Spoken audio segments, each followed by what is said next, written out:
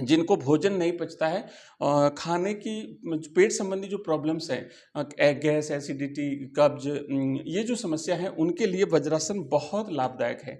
तो आप करेंगे, लेकिन उसके साथ साथ घुटनों के दर्द के लिए भी ये आसन लाभदायक है, क्योंकि अब आप घुटनों के ऊपर जब बैठे हैं तो घुटने दर्द करेंगे, तो धीरे धीरे जो है वो इसमें आपको राहत मिलेगी।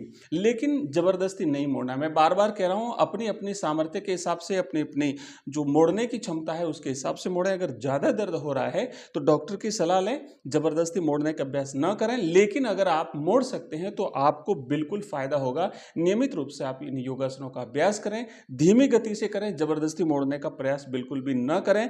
और हमेशा योगासन जो है वो बिल्कुल सलीके से, धीरे धीरे, श्वासों की गति के साथ किया जाता है। तो आप इस तरीके से पद्मासन, इसे वज्रासन कहते हैं, आप वज्रासन में बैठेंगे भोजन करने के बाद में। इससे क्या होगा, देखो आप पिंडलियों पे दबाव पड़ रहा है, जंघाओं पे दबाव पड़ रहा है, साथ ही साथ घुटनों पर इसका प्रेशर पड़ रहा है, यहाँ पे जो एड़ियाँ और जो अपने तलुओं वाला जो भाग है यहाँ पर भी प्रेशर बन रहा है। तो ये सारी जो हमारे शरीर की जो विभिन्न अंग हैं उनका धीरे धीरे अभ्यास होता है और हमारे शरीर की विभिन्न बीमारियों का इलाज हो रहा है।